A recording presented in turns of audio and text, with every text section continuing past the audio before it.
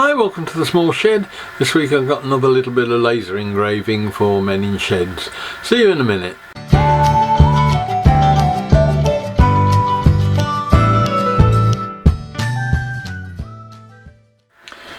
Now, one of my fellow shedders has spent a lot of time making some very nice coasters.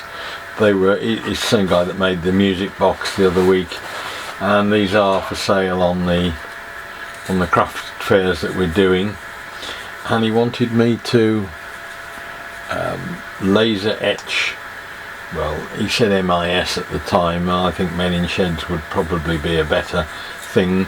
It means you could use them either way up, it doesn't matter, but it will either show the men in sheds or not. But to do that I need first of all to get the sort of shape, and then I need to go in a little bit further with locating it and making sure I can get it in the right place on the coaster, and more importantly repeat it for all of these coasters.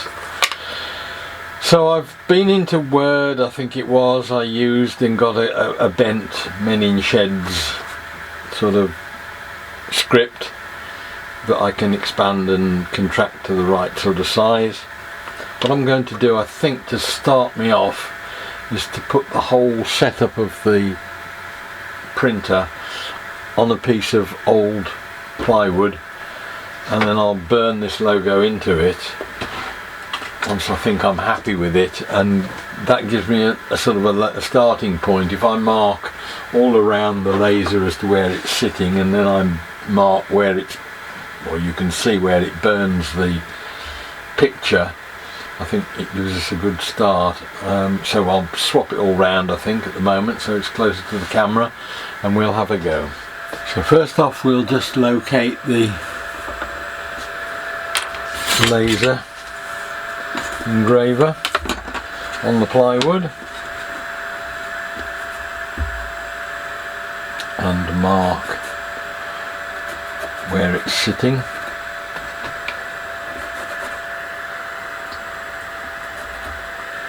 Doesn't really have to be millimetre perfect, but it's important to try and get it so that it gives me that curve. And we will now, I've set the logo up to what I think is the right size, so we'll just burn that in and go on from there.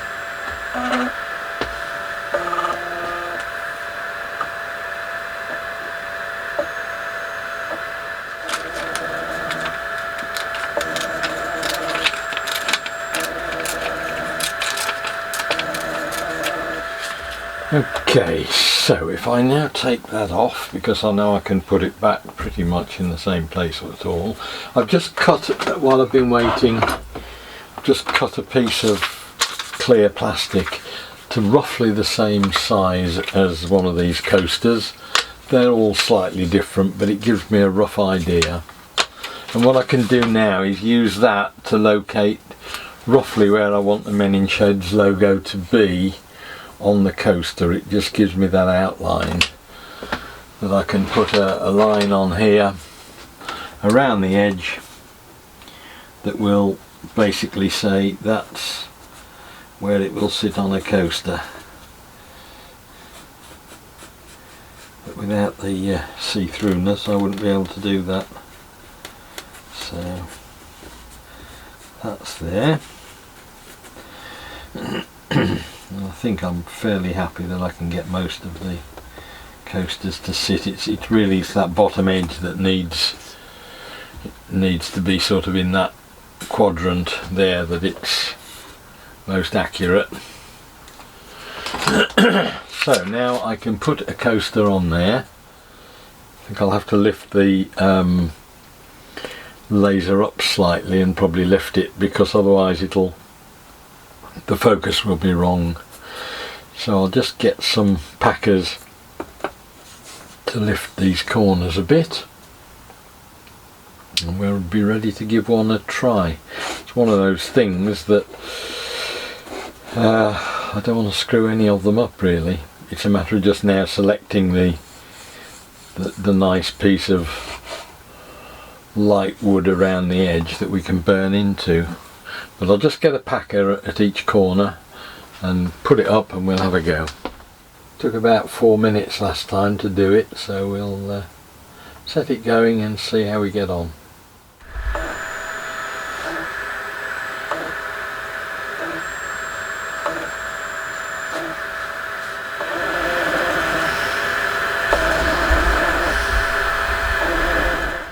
That's the first one done. I'm just going to up the contrast very slightly, give it a little bit more burn, but it's doing what I want. It's subtle enough that, as I say, either people can use them with the menin sheds upright or the other way up if they don't want to show that. So we've got to get on now with the remaining 40 odd and get a production line running.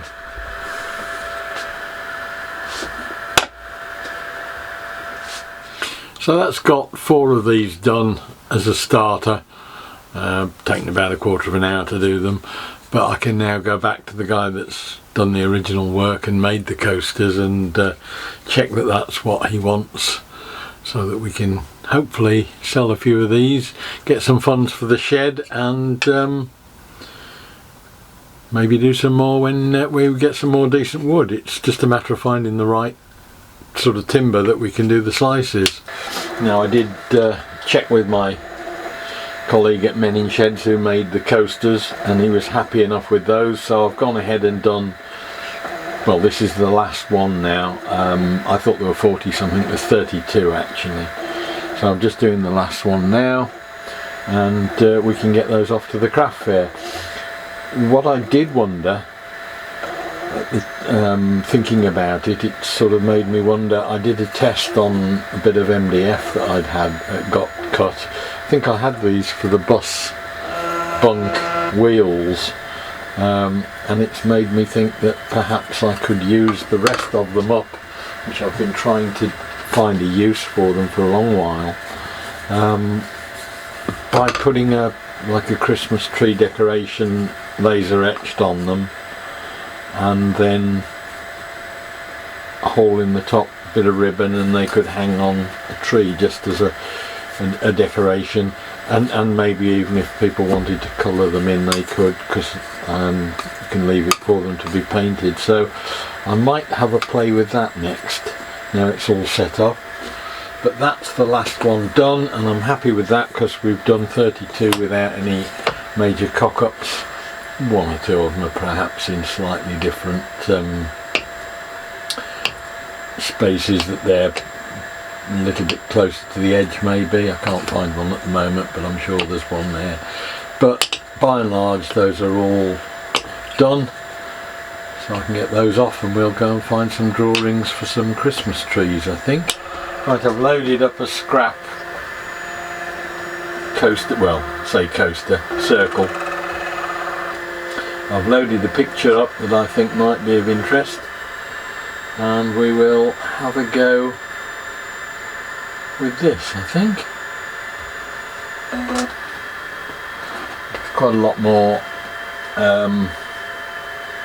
size involved in this, so I suspect they'll take quite a lot longer to do. Well, that's got first one done, and it looks like a useful sort of thing to do. It produces a very nice finish on the MDF. Obviously this is a bit that was a bit scabby in the first place. The downside is it's taken 20 minutes to do. But because you've got the engraved lines, it would be ideal for folks if they were wanting to, as I say, paint it in to make something as a decoration for a tree. Just drill a hole in the top and it would be quite a nice thing, I think. So I'm going to use up some of these old blanks purely and simply because I've got no other use for them anyway. I'll just clean these up a bit because there's a bit of burn on the original blanks, and we'll knock a few more out. Well, this is working out quite well. I got some clip art for a Christmas tree and I've managed to get about 16 or 17 of these done, relatively quickly. They do take about 20 minutes a time, but you can just leave them to get on with it. So I've sort of made something out of nothing, and it's a win-win really. I've got rid of these coaster things that have been kicking around in the shed since I did the boss bunk, not knowing what to do with them but not wanting to throw them away. Or indeed we could just drill a hole in them, put a bit of ribbon in and do them as Christmas decorations as they are. It makes me want to sort of go off and have a look at plywood discs and see how they are in terms of cost, and perhaps pursue it a bit further. We'll see how they sell at the craft fair.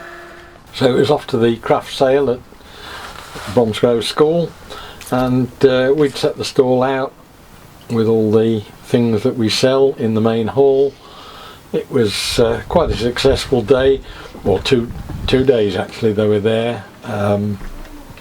It didn't quite get the footfall they'd hoped for, I don't think, because there weren't that many people there when it opened, but fortunately we did quite well with the stand. We got all sorts of different things, from the reindeers to the coasters, candle holders and things like that, and I think we raised about 200 odd pounds, and it all helps out. If we can do something like that every month, that will pretty much raise us about a quarter of the money that we need to keep the shed running, so it all helps, along with the subscription, the weekly subs and things like that we have. So it was quite a good day. We've, as I say, raised a bit of money for the shed, and it also gives us a guide as to what does and doesn't sell at this sort of thing. The coasters sold well.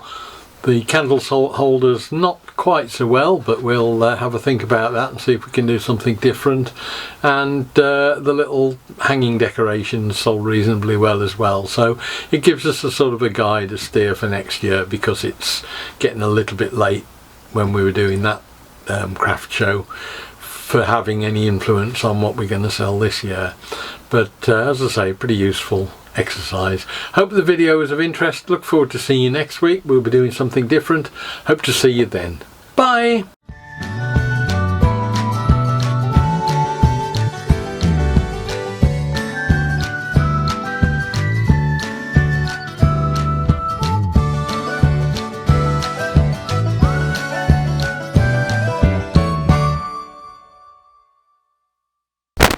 Voiceover for the coasters.